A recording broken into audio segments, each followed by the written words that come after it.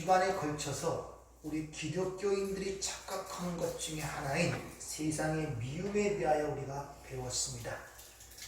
그게 15장 18절부터 16장 4절까지의 말씀의 내용인 것입니다. 하나님이 원하시는 열매가 우리 삶 속에 맺혀짐으로 말미암아 필연적으로 성도는 삶의 변화를 가져오게 되는데, 그런 삶의 변화를 통하여 세상 사람들이 우리를 보고 칭찬하고 존경하고 그들이 회개하고 돌아오는 것이 아니라 반대로 우리를 미워하는 결과를 낳게 된다는 것을 여러분에게 말씀을 드렸습니다. 그러니까 여러분들이 이런 것들을 분명히 인식하고 깨달아서 살아야만이 시험에 들지 아니할 수가 있어요. 아시겠습니까?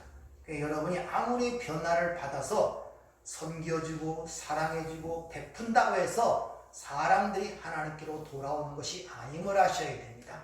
절대 인간은 가르쳐서 교육해서 변화받을 존재가 아니라 하나님의 은혜를 받아 새롭게 태어나야만이 한다는 것이 성경의 일관된 주장임을 여러분이 아셔야 됩니다.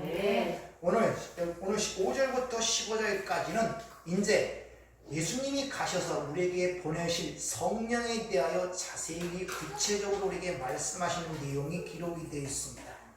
그 성령님께서 오시면은 죄에 대하여, 의에 대하여 세상을 책망한다, 이렇게 이야기를 하고 있습니다.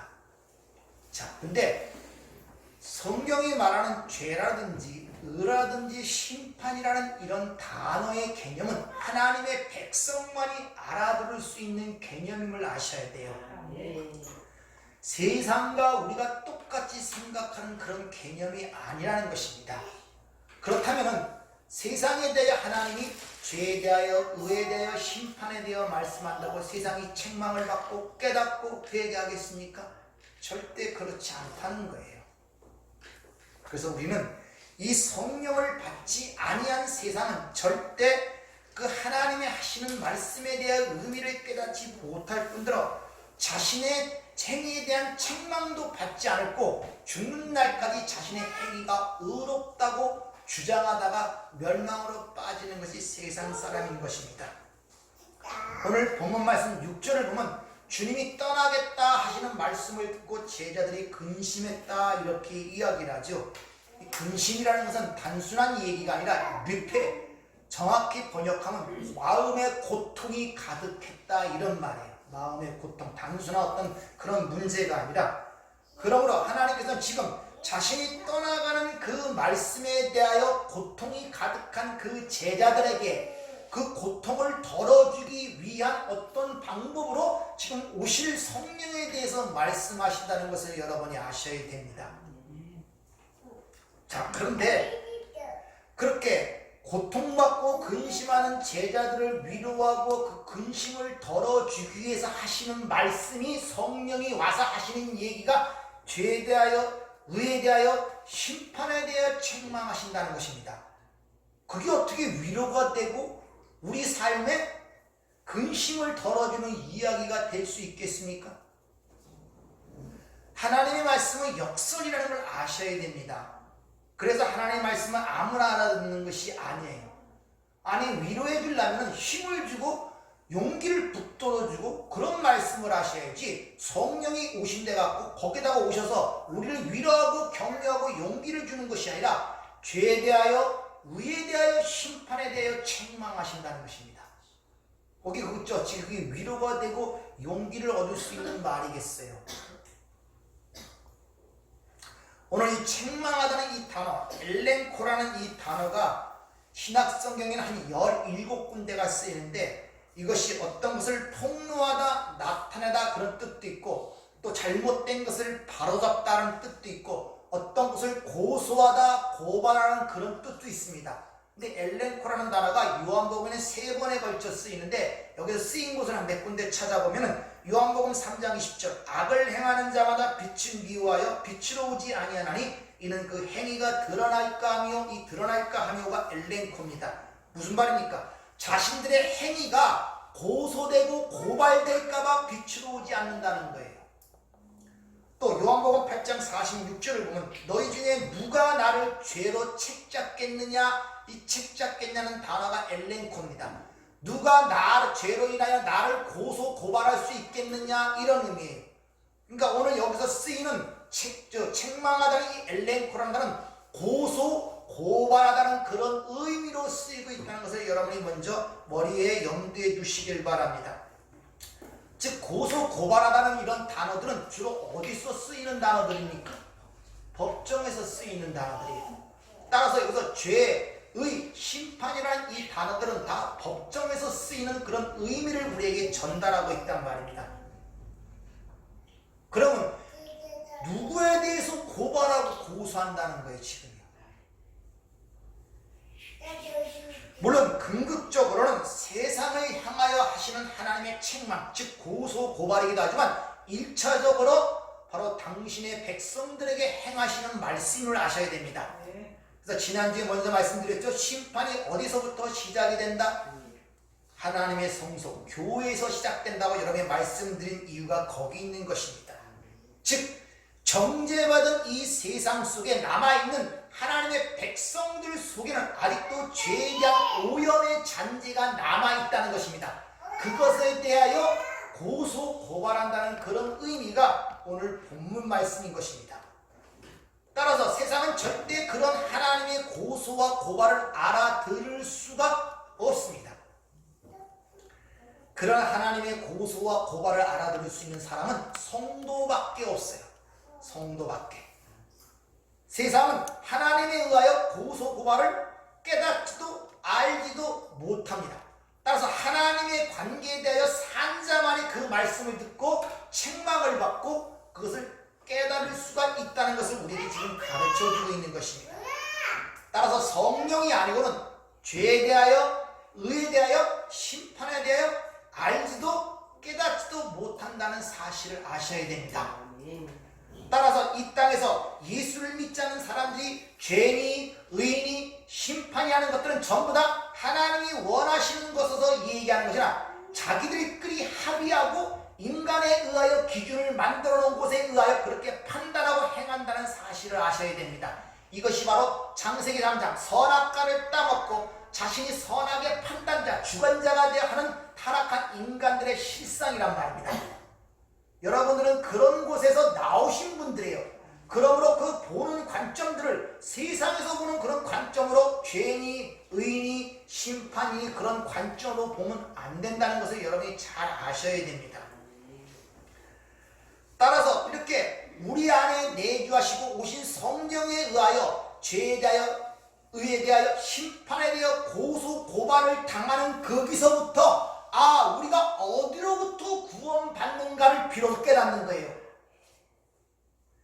우리가 예수를 믿음으로 말미암아 구원을 받았다고 하지만 어디로부터 구원받은지를 몰라요. 왜? 죄가 뭔지 의가 뭔지 심판에 대한지 모른단 말입니다.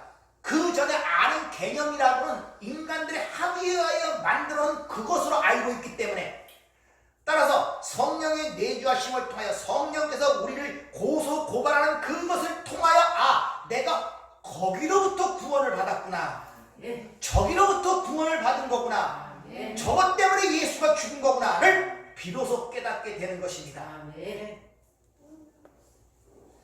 그래서 주님이 말씀하시죠. 성도들에게 성령이 임하면 어떤 문제가 발생되느냐. 마가복음 10장 33절 내가 세상에 화평을 주러 온 줄로 생각지 말라 화평이 아니요 검을 주러 왔노라 이렇게 얘기하죠. 또한 누가복음 12장 49절도 내가 불을 땅에 던지러 왔노니 이 불이 이미 붙었으면 내가 무엇을 원하리요 이렇게 이야기를 하고 있습니다. 검과 불을 던지기로 왔다는 것입니다. 성령이 우리 삶 속에 임하면 우리 안에 뭐가 들어간다고요? 검과 불이 임하게 되고 있단 말입니다. 검의 특징은 갈라내고 쪼개내는 특징이 있고 불은 태워 정화시키는 특징이 있단 말입니다. 그러니까 성령이 내 삶 속에 임하면 그런 문제가 반드시 나타나게 되어 있다는 것을 여러분이 아셔야 돼요. 예수 믿음은 그저 세상이 생각하는 편안, 행복, 기쁨 그런 쪽으로 자꾸 상식적으로 생각하시면 안 돼요. 그런 선입견을 깨지 못하기 때문에 예수 믿는데 많은 불편과 어려움을 느낄 뿐만 아니라 자꾸 갈등과 자기 자신의 삶을 통하여 하나님의 은혜를 보지 못하는 이유가 바로 거기 있는 것입니다. 자, 하나님은 사랑이시며 은혜로우십니다. 믿습니까? 네. 절대 하나님은 검과 불이 아니에요. 이걸 잘 여러분이 아셔야 됩니다. 자, 우리에게 사랑과 화평으로 들어오는데 그것이 인간에게는, 다가오는 자에게는, 인간 쪽에서는 그게 검과 불로 느껴진다는 거예요. 그 문제는 하나님께 문제가 있는 것이 아니라 그 인간에게 문제가 있음을 아셔야 됩니다. 이런 문제를 잘 여러분이 깨달으셔야 인간의 잣대로 이런 하나님 저런 하나님을 자기 뜻대로 만들어내는 잘못된 우상 숭배에서 벗어날 수가 있는 것입니다. 무슨 말이냐? 꽃가루 아르레기라고 있죠. 봄에 꽃가루를 알리면 꽃가루가 예민한 사람들은 막 주주기가 일어나고 있습니다. 또 땅콩도 그거 있다고요. 또 고양이도 있고, 그것은 그 땅콩이나 꽃가루 자체에 문제가 있는 것이 아니라 그걸 당하는 사람의 체질의 문제란 말입니다. 꽃가루 자체의 문제라면 모든 사람이 꽃가루를 댔을 때 그런 이상 반응을 일으켜야 되잖아요. 근데 어떤 사람은 그런 반응을 일으키고 어떤 사람은 그런 반응을 안 일으키는단 말입니다. 꽃가루 자체의 문제가 있는 것이 아니라 그걸 당하는, 반응하는 그 사람의 체질이 문제란 말입니다.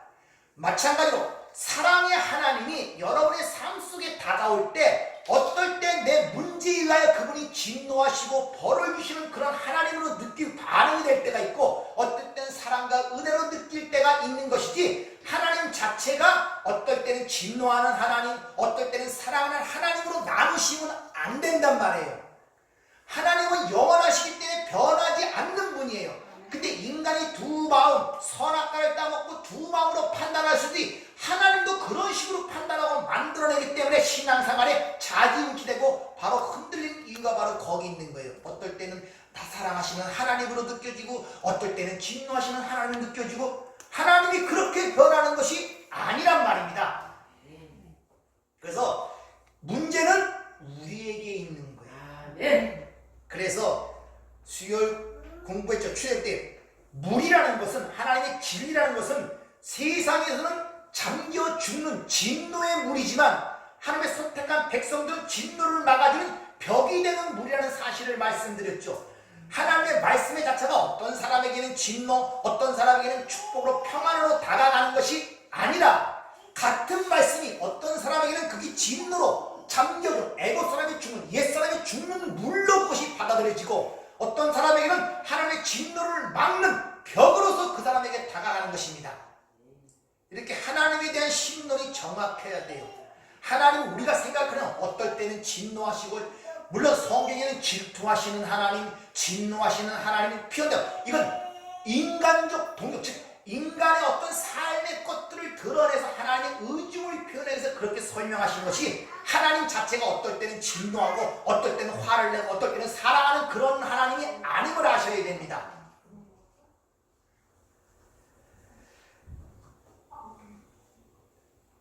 이것이 내가 예수를 믿고 거듭나게 됐지만 한순간에 변화되지 않아요. 모든 건 과정과 여정이라는 것이 이 역사와 이 시간의 특징이란 말입니다. 과거, 현재, 미래, 여정이 있단 말입니다.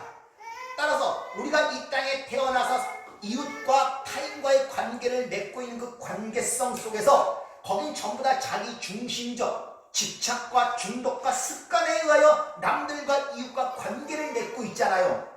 근데 성령이 오게 되면 그것을 고소한단 말입니다. 그래서 그 관계 속에서 불편함을 느끼게 되기 시작합니다. 낯설게 느끼기 시작한단 말입니다. 그것이 바로 검과 불로 임한다는 그 말씀의 의미인 것입니다. 불편해져요. 아무런 사고 없이 그들과 살았고 그들과 갔는데 어느 날 갑자기 그들과의 관계가 불편스럽게 된단 말입니다. 이것이 검과 불로 임한다는 그 말씀의 의미인 것입니다. 따라서 성령을 받게 되면은 하나님의 중심으로 삶이 재편성되기 시작해요. 그전에는 세상 사람과 동일한 방향으로 자연스럽게 글로 흘러가던 그 삶에 제동이 걸리기 시작한단 말입니다. 성령이 일단 우리에게 들어오게 되면은. 그래서 세상들이 똑같은 취미와 동일한 대화를 할 수가 없어요. 달라지기 시작한단 말입니다. 쉬운 말로 그들은 놀러 가는 걸 우선시했는데 놀러 가는 것보다 예배당에 참석하여 예배드리는 게 우선시게 되고, 예전에는 돈을 목숨처럼 여겼는데 돈에 대한 가치관이 변화를 받게 됨으로 말미암아 자연스럽게 헌금도 하게 되고, 이렇게 자꾸 변화를 받게 되는 거란 말입니다. 지난주에 말씀드린 것처럼 우리가 예수를 믿게 되면은 삶의 방식과 자세가 세상과 차별과 구별화되기 시작한단 말입니다. 그러므로 세상으로부터 미움을 받는다 그랬죠. 그게 바로 성령의 검과 불로 임한다는 말씀의 의미란 말입니다. 삶에. 따라 그런 삶이 계속 쭉 삶에서 드러남으로 말미암아 그런 경험을 통하여 우리의 세계관과 가치관이 변화를 받게 돼요. 당연히 그런 삶 속에서 그럴 때부터 비로소 죄가 뭔지 의가 뭔지 심판이 무엇인지를 비로소 하나하나 깨닫게 가게 되는 것입니다. 이것이 바로 검과 불을 경험하는 것이고, 나의 옛사람이 발가 벗겨지는 고통스러운 경험을 하게 되는 거예요. 창세기 3장에 보면 하나님이 따먹지만 선악과를 따먹고 그 부끄러움을 가리기 위하여 무화과나무 잎으로 자기 치마를 해입는 사건이 기록이 되어 있죠. 하나님께서 그걸 벗겨내시기 위하여 무지한 양을 주고 가죽옷을 지어 입히시는 모습이 나타나지 않습니까? 근데 인간은 자기가 만들어 놓은 옷을 벗으려고 하진 않아요. 끝까지 붙들고 그거 한단 말입니다. 근데 하나님이 그걸 벗겨내려고 하니 얼마나 우리 삶에 그게 힘들겠습니까? 바로 그 범죄하여 자기 죄를 가리기 위하여 무화과로 그걸 벗겨내고 가죽을 쥐어 입히듯이 예수 그리스도의 의의 옷을 우리에게 입히시게 되는 그 과정이 우리에게 검과 불로서 임하게 된단 말입니다. 따라서 검과 불을 경험하는 과정을 통하여 우리는 믿음 안에서 연단이 되고, 그 연단의 과정을 통하여 소망을 이루는 줄 알게 되면 검과 불이 우리에게 임하는 그것이 어떻게 변하냐? 기쁨과 소망으로 변하는 역설이 일어난단 말이에요. 거기서 그 사람들이 다 무서워하는 그 죽음 앞에 예수를 위하여 죽은 순교자가 그 앞에서 기쁨으로 찬양할 수 있는 그런 이유가 바로 거기서 나오는 거예요. 그래서 로마서 5장 3절에 보면 다만 이뿐 아니라 우리가 환난 중에도 즐거워하나니 환난은 인내를, 인내는 연단을, 연단은 소망을 이루는 줄 알면이라. 잘 보세요. 기독교는 금욕주의 종교가 아니에요. 어떻게 하든지 내가 이를 악물고 허벅지를 찔러가면서 그걸 참고 견뎌야 천국 가고 보상을 받는 그런 종교가 아니라 환난 중에도 즐거워한단 말입니다. 왜? 그것이 소망을 이루는 줄 알고 있기 때문에. 근데 여러분이 진리를 보면 절대 자유로울 수가 없어요. 이 신앙생활이 힘들어져요. 왜? 참고 있으라니까. 분통이 터지고 화가 나고 세상으로 가는 마음인데 그걸 어거지고 서로 누르는데 어찌 그 마음의 평안과 안식과 기쁨이 있겠어요? 그 율법주의란 말입니다. 그러니까 신앙생활이 힘든 거예요. 기쁨이 없는 거예요. 뭐가 뭔지도 모르고 그냥 갈수록 더 답답해지는 거예요. 짐처럼만 느껴지고. 바로 그런 이유가 바로 거기 있는 것입니다. 따라서 너희들이 지금 내가 없음으로 말하면 좀 고통스럽고 근심스럽고 염려시지만 걱정하지 말라는 거예요. 보혜사 성령이 너에게 오면 너희 그 근심과 고통을 이길 만한 능력을 너에게 주는데, 그 능력이 어떻게 드러나느냐?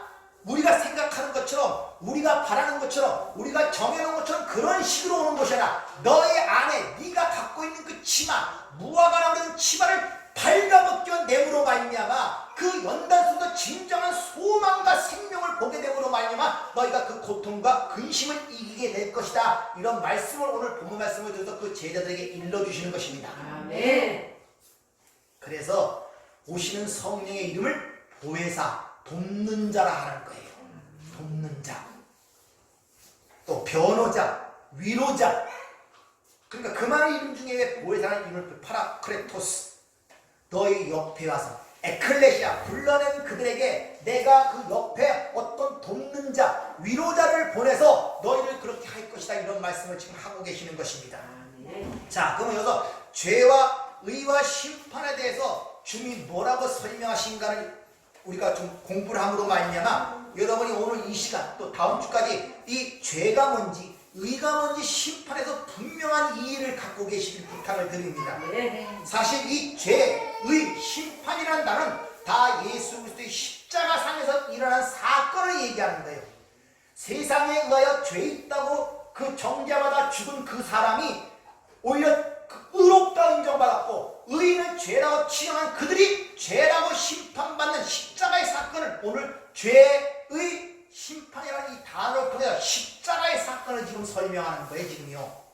쉬운 말로. 근데 세상은 이 죄의 심판에 대해서 많은 오해들을 하고 있고 착각들을 하고 있죠. 대부분 그래요. 세상에서는 윤리나 도덕적 또 사회 법적으로 생각한 것들을 다 죄라고 생각합니다. 근데 오늘 성경은 주님이 분명히 죄가 뭐라고 얘기합니까? 나를 믿지 아니하며 예수님 믿지 않는 확실하게 정의하고 있죠. 성경이 말하는 죄는 뭐라고요? 예수를 믿지 않는 죄. 요렇게 얘기를 하고 있어요. 율법과 선지자가 이해한 것이 다 나를 위한 것이다. 이 말은 율법은 어떤 행위를 함으로 말미암아 안 하면 벌을 주겠다는 그 율법을 얘기한 것이 아니라 지금 오늘 이 말씀을 통해서 보면 그것이 누구를 믿도록 만드는 것이다? 예수를. 그래서 율법이 죄를 깨닫게 하고 율법을 그리스도께로 인도하는 몽학선생이라고 얘기하는 것입니다. 그러니까 구약의 모든 것들은 누구를 얘기하는 거다? 예수. 그러므로 죄가 뭐다? 예수를 믿지 않는 게 죄란 말이다. 율법이 말하는 것이 뭐다? 예수를 믿으라 하는 것입니다. 그걸 믿지 않는 것을 죄라 그러는 거예요. 그것을 다양한 여러 가지 행동 양식으로 이 땅에서 성령이 오시기 전이기 때문에 이러 가지 이거 하라 저거 하라 저거 하라 그런 것들로 구약에서는 표현한 것이에요. 이 죄라는 것은 누차 여러분에게 강조해 하마르티아, 목표를 벗어나다, 실패하다, 좌절하다, 그리고 목적을 이루지 못하다, 이렇게 이 죄라고 성경은 이해하고 있습니다. 즉 하나님의 창조의 목적을 벗어난 것은 다 죄란 말이에요. 그래서 창조론, 즉 하나님이 세상을 창조하신 창조라는 사실의 믿음을 근거하지 않고 그걸 알지 못하는 자는 전부 다 죄로 갈 수밖에 없는 것입니다. 이 세상에 하나님이 만드셨잖아요. 그러면 하나님 만드신 창조의 목적대로 가지 못하는 것을 다 성경은 죄라고 정의하고 있단 말입니다. 하나님의 영광을 위해 존재할 피조물이 이제 그 반대로 자신의 영광을 위하여 자신이 생각하고 판단하고 행동하는 모든 것이 다 죄란 말입니다. 그러니까 이 세상이 다 죄덩어리예요. 한번 물어보시죠. 죄악 중에 출생되었고 죄 중에 잉태되었고 죄악 중에 출생되었다 할 때 이게 무슨 뜻입니까?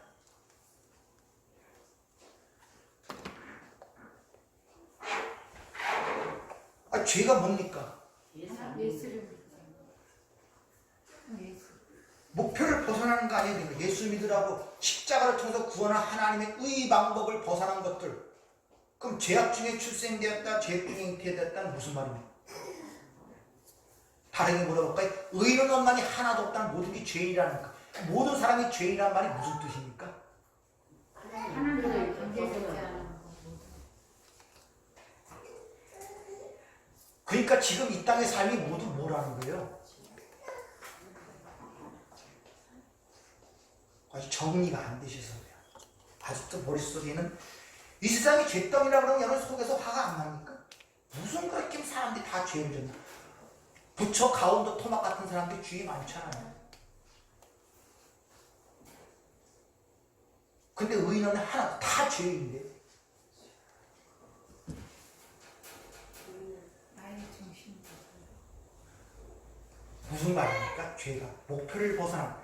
쉽게 말하면 죄 중에 잉태되었고 죄악 중에 출생되었다. 이 사람들은 태어날 때부터 어디로 가게 되어 있다? 멸망으로 가게 되어 있는 길을 걷는 자들이다 이런 말이에요. 예?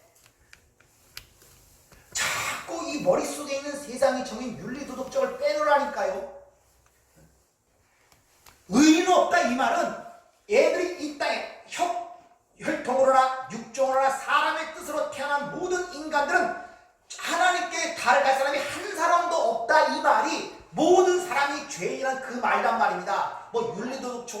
갖고서 뭐 맨날 살인하고 도둑질하고 사기치고 뭐 낭비하고 시기하고 그런 것이 아니라 이 땅에 태어나는 모든 인간들, 흙에 사는 모든 인간들은 하나님 나라로 갈 자가 하나도 없다는 말이, 의인은 만이 하나도 없다. 모든 사람이 죄를 지었다. 또 죄악 중에 출생되고 죄 중에 인간이었다. 날 때부터 걔가 옆길로 갈 수밖에 없는 태생적인 것처럼 태생적으로 우리는 하나님으로 갈 수가 없는 자들이란 말입니다. 그것을 허물과 죄로 죽었다고 그렇게 얘기를 하고 있죠.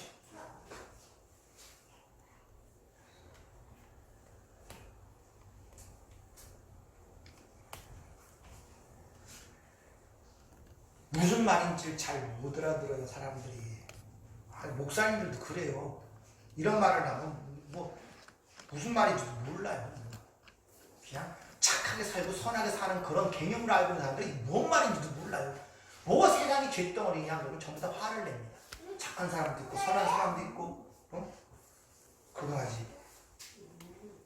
그러니까 다른 종교는 비슷비슷해지는 거예요. 다 인간의 행위와 선행과 공로를 칭찬하고 그걸 다 칭송하여 어떻게 하면 세상에서 좀 보람되고 가치 있는 인생을 살아서 그 보상으로 천국, 다른 데는 천당, 극락 뭐 이런 거 가자. 신분과 태생적으로 다 곁길로 멸망으로 치닫는 존재란 말입니다. 왜? 아담의 후손들은, 흙에 나온 후손들은 그 길을 벗어날 수가 없습니다. 우리 그 후손으로 태어나잖아요. 전부 다 몸을 갖고 육을 갖고 흙에서 나온 자들이 아닙니까?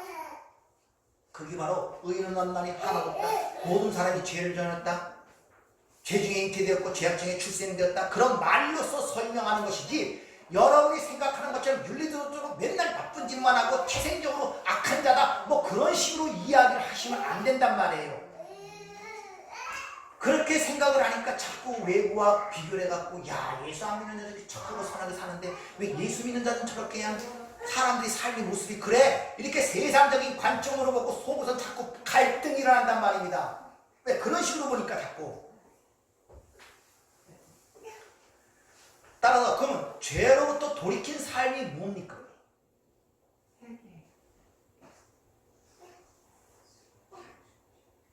자비구행. 하나님과 관계성에서 회복이 됐어요. 그건 이제 논리적으로 설명하는 거고 실제 삶 속에서 여러분들이 어떻게 그게 체험이 되고 경험이 되냔 말입니다. 그것이 어떻게 적용이 되고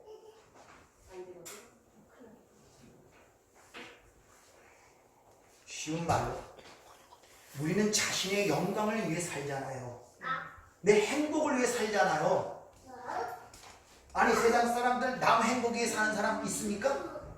다 자신의 행복과 자신의 만족만을 위해 사는 것이 보편적인 삶의 모습이란 말입니다. 그것을 깨닫는 것, 나를 위해 사는 것 자체가 죄라는 사실을 깨닫는 것, 잘못됐다는 사실을 깨닫고 거기서 자기의 무능력함과 불가능함과 추악함을 인정하는 것, 이 죄로부터 돌이킨다는 회개란 말이에요. 내가 얼마나 무능력하고 불가능하고 추악한 존재임을 인정하고 깨닫지 못하면 죄로부터 돌이킨 게 아니란 말입니다. 그리고 오직 살 길은 예수 그리스도의 십자가의 공로만 의지하여 그분만을 위하여 그분만을 의지하여 사는 것이 유일하게 살 길이라고 깨닫는 것이 바로 죄로부터 돌이킨 삶, 회개의 삶이란 말입니다. 아멘. 따라서 지금 예수 위에 행복이 있다고 생각하며 돈이나 명예나 권력이나 자식이 행복에 이르는 수단이라고 생각하는 모든 사람들은 다 뭐라고요? 죄입니다.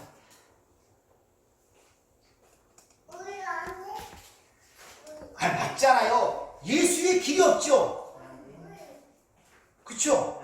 그럼 예수 위에 다른 데서 행복을 찾는 것들은 다 죄라니까요. 그래서 나보다 아내나 자식이나 부모를 더 사랑하면 내가 합당치 아니하다 그러잖아요. 또 이런 얘기를 또 그럼 그들을 미워하라 소리 들어갖고서 뭐 대단치 않게 돼. 그렇게 들으시면 안 돼요. 그건 또. 그렇게 예수만을 위해 살고 예수만을 의지하는 삶이 예수가 보입니까? 그럼 어떻게 삶 속에 드러납니까? 그게 바로 부모 사랑, 이웃 사랑, 자식 사랑, 남편 사랑, 아내 사랑으로, 이웃 사랑으로 드러난단 말입니다. 그것이. 네.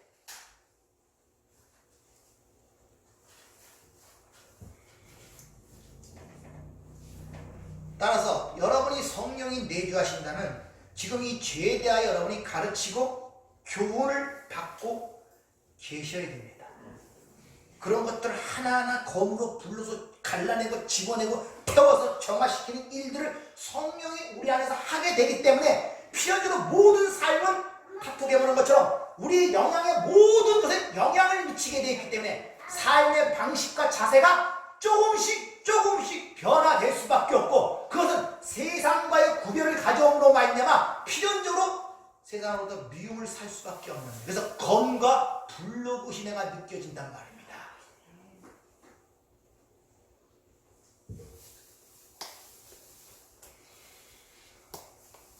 따라서 방향을 돌이켜야 돼요. 아, 네. 잘 보세요. 이쪽 방향으로 가다, 예수 믿는 것은 이쪽 방향으로 가다가 등을 돌리고 이쪽 방향으로 가는 거예요. 우선 방향 설정이 잘 돼야 돼요. 지금 여기서 내가 뭐 착하냐 선하느냐 뭐 담배 끊느냐 술 안 마시냐 이런 게 문제가 아니란 말입니다. 방향이 반대예요. 방향이 완전히 반대란 말입니다. 그럼 이쪽으로 가는 사람과 이쪽으로 가는 사람이 처음에는 비슷비슷해요. 생각하는 것, 사고하는 것, 판단하는 것. 거리가 미뤄질수록 그 사고와 판단이 점점 달라지게 돼 있어요. 이쪽 방으로 가다가 이런 문제 저런 문제 만나면 이런 반응하고 저런 반응하고 화나고 뭐하고 답답하고 염려하고 근심하지 않습니까? 다 있단 말입니다. 그러면 거기에 대한 반응하던 그 습관과 자기 태도들이 이쪽으로 가면 여기서도 역시 그런 근심과 여러 가지 일들이 벌어나요. 근데 여기서는 이쪽으로 가던 반응과 이쪽으로 가면서 반응이 다르다니까요. 똑같은 문제 속에서 누가 변화되고 있다고요? 내가 변화되고 있으면 여러분이 감지를 하셔야 된단 말입니다. 네. 그걸 감지를 하셔야 돼요. 아, 네. 아까 얘기했잖아요. 하나님이 어떨 때는 진노의 하나님, 징계하시는 하나님으로 느껴지고 어떨 때는 은혜롭고 사랑스러운 하나님 느껴지고, 그건 하나님 자체가 그렇게 변화돼서 그런 것이 아니라 하나님의 문제가 있는 것이 아니라 누가 문제가 있다? 내가 문제가 있단 말입니다. 그걸 아셔야 돼. 그걸. 아, 네.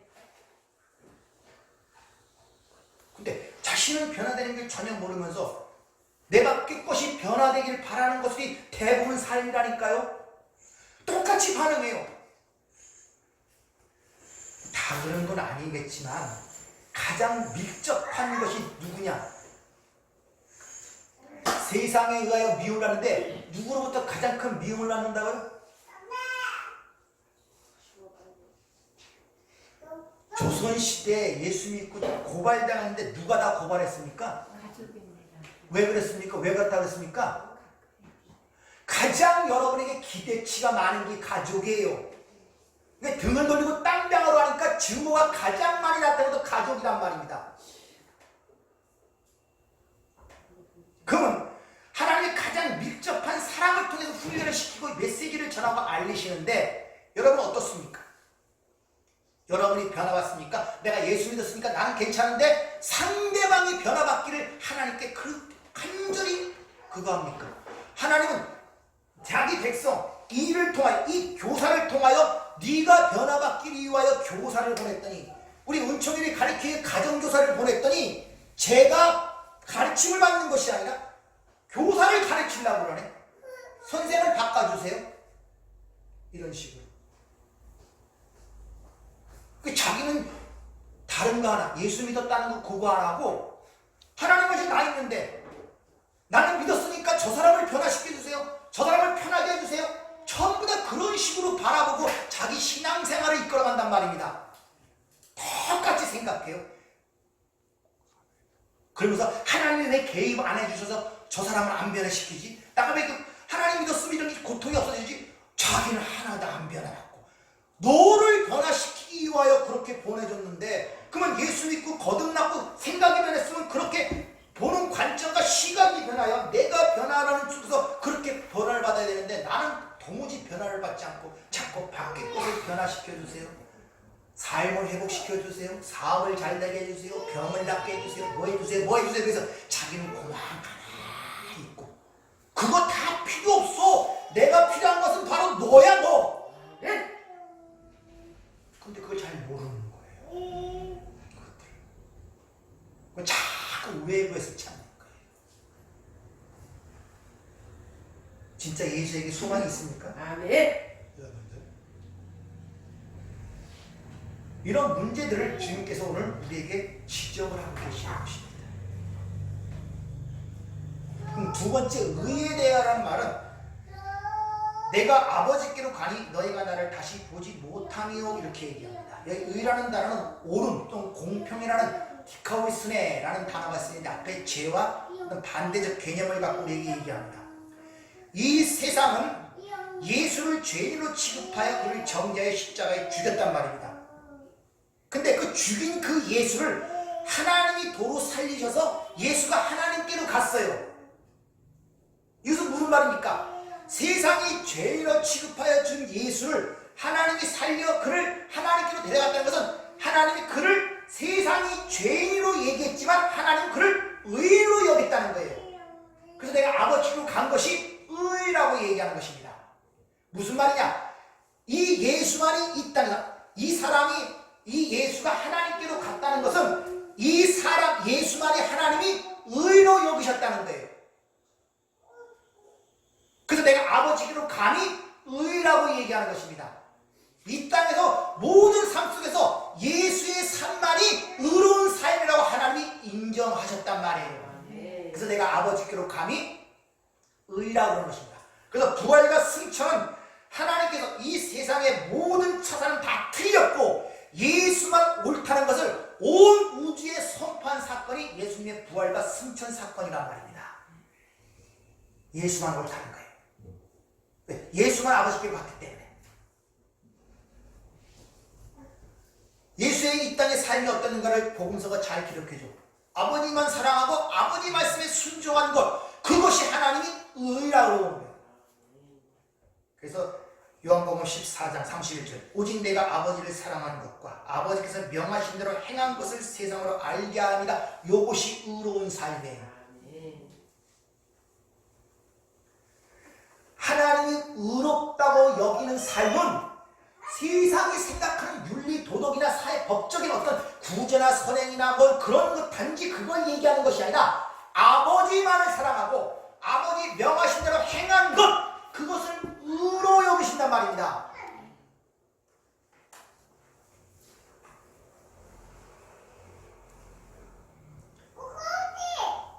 예수님께서 아버지로 돌아가신 것만이 하나님 앞에서 의롭다는 자를 증거했단 말이에요. 그러니까 예수님만이 이 땅에서 육신을 입고 천국에 입성한 첫 번째 사람이에요. 누가복음 23장 47절을 보면 뭐라고 할까요? 아니 24장 39절을 보면 내 손과 발을 보고 나인 줄을 알라. 또 나를 만져보라. 영은 살과 뼈가 없을 때 너희 보는 바와 같이 나는 있느니라. 부활하신 주님을 보고 영이라고 두려워하는 그들에게 영은 살과 뼈가 없지만 나는 살과 뼈가 있다. 나를 만져보라고 그러죠. 그러니까 육신을 입고 천국에 입성한 첫 번째 사람이 예수란 말입니다. 그래서 이 땅에 나온 첫 열매라고 하는 이유가 거기 있는 거예요.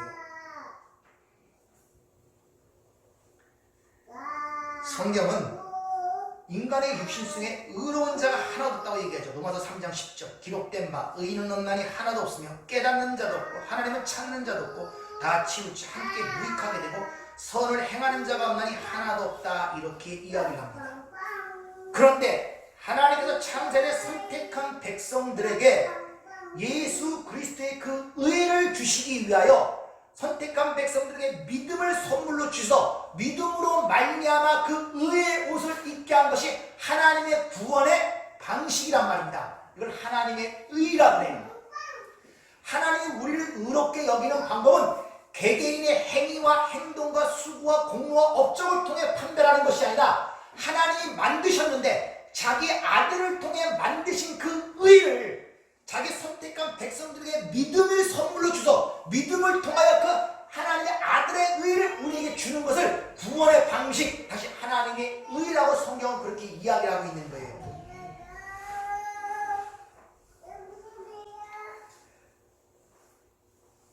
이것을 로마서 3장 20절 24절까지 한번 잘 들어보세요.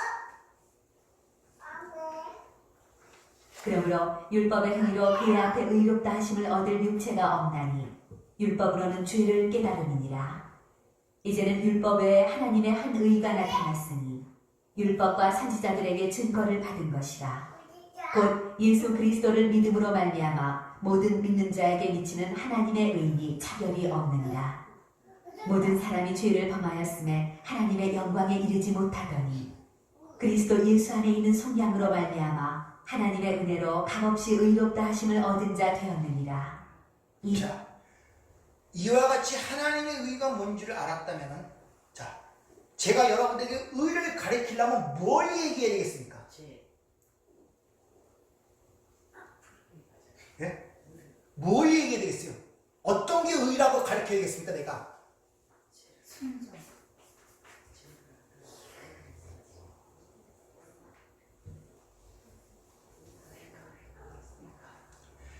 예수가 하나님께로 간 것이 의라고 그랬죠. 이건 무슨 말이야? 이 땅에서 예수의 행위만이 하나님이 의롭다고 인정해 주신 거라고 그랬죠.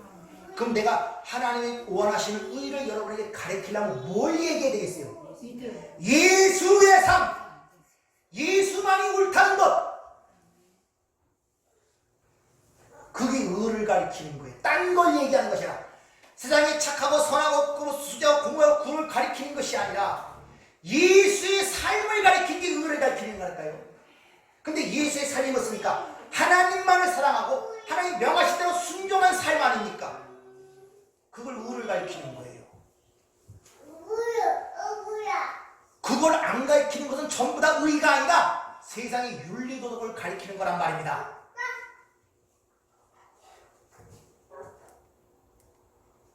교회가 힘이 없는 이유가 바로 세상의 윤리도덕을 가리켜서 그래요. 선행하고 부지하고 도와주고 그것이 하나님의 의라고. 그러니까 예수에 대해서 관심이 없는 거예요. 성경 전체의 주제가 누구라고요? 예수. 이 세상이 다 누구로 창조됐다고요? 예수. 누구로 만들었다고요? 예수. 누구에게 돌아간다고요? 예수. 모든 이 누구 앞에 꿇는다고요? 예수. 예수밖에 얘기할 게 없잖아요. 네. 그 예수를 얘기해 줘야죠. 네. 딴 걸 얘기하면 안 되는 거예요. 자꾸 인간의 행위를 독려하고 그것을 충성시켜서 자신의 자존감과 자만감을 충족시켜주고 그거 굉장히 기쁘고 좋죠. 자기 그거로 되니까. 잘못된 것들이란 말입니다. 따라서 의를 가르친다는 것은 윤리 도덕적 행위를 가르치는 것이 아니라 먼저 이 세상에 의하여 죽음을 당한 예수의 삶이 옳다는 걸 증거하는 것이고, 그리고 그 의가 오직 믿음으로만이 주어진다는 사실을 가리키는 것이 의를 가리키는 거예요. 이게 하나님의 의란 말입니다. 이 땅에서 이렇게 살아라 저렇게 살아라가 아니다.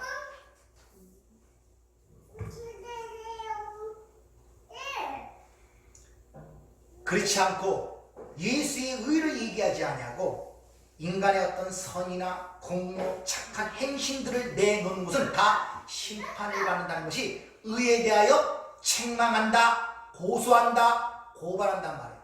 죄에 대해 책망하고 의에 대해 책망하고 고발한다. 의는 좋은 거 아니에요. 근데 왜 그렇게 고소 고발당합니까? 세상에 내놓는 것들은 아니라는 것입니다. 그래서 고린도 3장 10절 예수 그리스도의 터라는 그 위에 다른 것을 세우면 금이나 은이나 진이나 불 다른 것을 세우면 마지막에 성령께서 공력을 드러내면 불로 나타내라. 그래서 모든 성도들은 불 가운데 없는 구원과 같은 것입니다. 누구는 불 가운데 없고 누구는 자락구가 아니라 예외가 없이.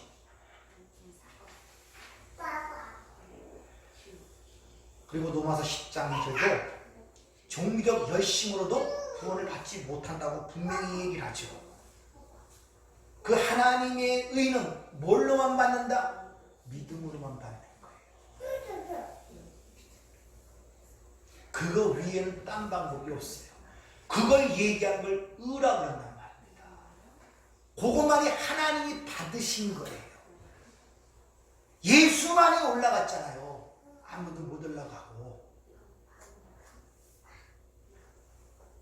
창세기 6장에 보면은 최후의 심판에 모인 노아의 홍수가 사건이 나오죠. 노아가 구원을 받은 것을 하나님의 은혜를 입었다는 그 말씀 속에 드러나는데 그 은혜를 입은 노아가 뭘 했냐? 120년 동안 방주를 졌죠. 구원의 한 어떻게 구원을 받는가를 한 그 모습을 통해 그려지는데 노아가 받아야 할 진노와 저주의 비를 방주 안에서 방주가 대신 그걸 받고 그 방주 안에서 노아와 8식구가 살아난 것입니다. 근데 그 방주를 만드는 모습 속에서 보면은 역청이라는 말이에요. 코페르. 근데 그것이 몸값, 속전이라는 의미를 갖고 있어요. 그리고 칠하다는 단어도 그 코페르의 동사예요. 카파르인데 그것은 바로 화해하다, 덮다라는 거예요. 예수의 피로 덮어 살아난 것이란 말입니다. 노아가 몇 년 동안 졌습니까? 120년 동안 졌죠. 12이 누구의 숫자였습니까? 하나님의 아들이라는 과정이 바로 그 과정이란 말입니다. 12 하나님의 아들의 숫자 10 이 땅에서 완전 숫자예요. 12와 100은 뭐니까? 최고의 행복이죠. 이 땅에서 하나님의 아들이라는 게 최고의 행복인데 그것을 경외하심을 받아 하나님께 받아서 그걸 120년 동안 방주를 지어 의를 따르는 의의 상속자가 되었다고 히브리서 6장에 있는데 거기서 뭘로? 믿음으로. 120년 동안 배를 진 것은 단순히 이 땅에 보이는 어떤 배를 건축하기 위하여 누구 말만 따라 피땀을 흘려가며 딴 일을 하지 않고 배를 120년 동안 만들었다는 그런 의미가 아니라 상징적 의미를 갖고 있단 말입니다. 12 하나님의 아들이 되기 위한 이 땅의 최고의 행복한 것이 바로 그것인데 그걸 지음으로 말미암아 구원을 받은 거예요. 은혜를 입은 자들은 이 땅의 삶이 그거예요. 다 쉬운 말로 이 신약으로 말하면 우리가 예수를 닮아가는 것. 이제 내가 산 것이 아니라 내 안에 그리스도가 산 것. 그것이 바로 노아가 방주를 진 사건이란 말입니다.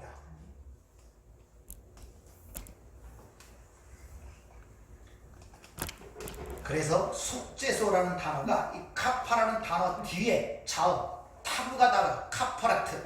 그렇게 하나님의 피로써 완성되는 것이 속죄소예요. 그걸 다른 말로 시은 자라고 하죠. 은혜가 베풀어지는 자. 이스라엘 백성들이 속죄일 때, 1년에 다 먹을 때 백성들의 죄를 대신하여 핏값을 갖고 지성소 안에 들어가 그 밑에 율법과 만나와 그런 것들이 그 성소 위엔 속죄제 거기에 피를 뿌려서 백성들의 죄를 사하는 모습이 구약에 기록되어 있죠. 바로 그 이야기를 상징적으로 그렇게 예식으로 그들에게 가르쳐 주었단 말입니다. 근데 보이는 그것들을 그렇게 열심히 하면서 그것이 의미한 말을 몰았기 때문에 그 모든 걸 완성시키는 예수를 십자가에 못 박아 죄인으로 죽인 거예요. 따라서 신앙이라는 것은 진리를 통해 깨닫지 못하면 우리가 믿는 그 모든 믿음과 신앙과 종교적 생활이 전부 다 누구를 죽이는 결과를 하게 된다? 예수를 죽이는 결과를 낳게 되는 거예요. 예수 죽인 자가 종교 유대인이에요. 여러분 이방인들이 예수 안 죽였습니다. 예수 하나님 잘 믿는다니 유대인들 특히 바리새인들이 예수를 고발해갖고 십자가에 못 박으라고 소리를 질렀잖아요. 하나님을 모욕하고 하나님의 영광을 가리는 자들이 세상 사람인 줄 아세요? 어디 있습니까? 교회 안에 있단 말입니다. 거짓 선지자가 절에 있습니까? 어디 있습니까? 교회 안에 있단 말입니다. 적그리스도가 절에 있습니까? 교회 안에 있단 말입니다. 그래서 땅에서 나온 짐승이 흉내를 내서 엉구들을 끌어가는 게 계시록 13장에 기록되어 있죠.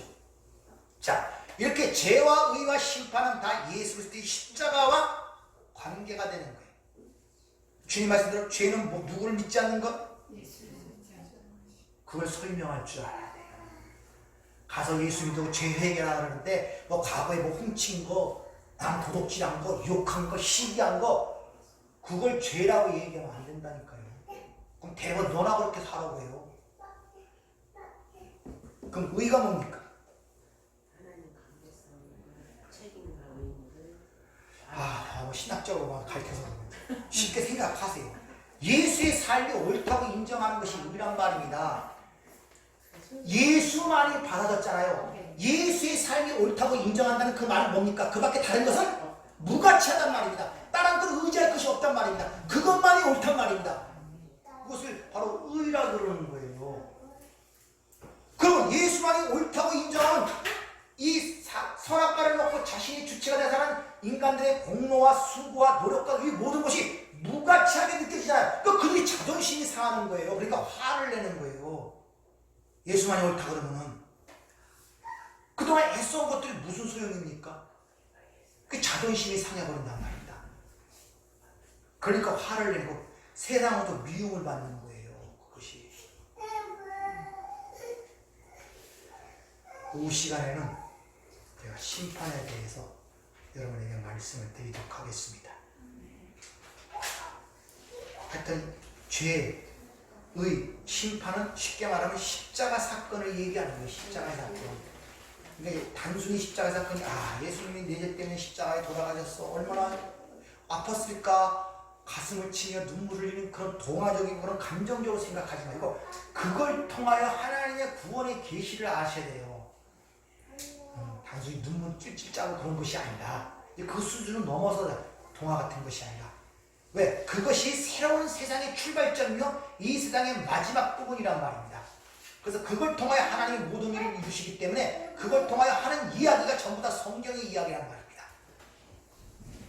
여러분들이 이런 것들을 잘 깨닫고 하시면 좀 자유로울 수가 있어요. 세상에 뭐 얘기하는 것들로부터. 그러니까 형 심판이 무엇인가 한번 오후에 생각을 한번 해보시기 바랍니다.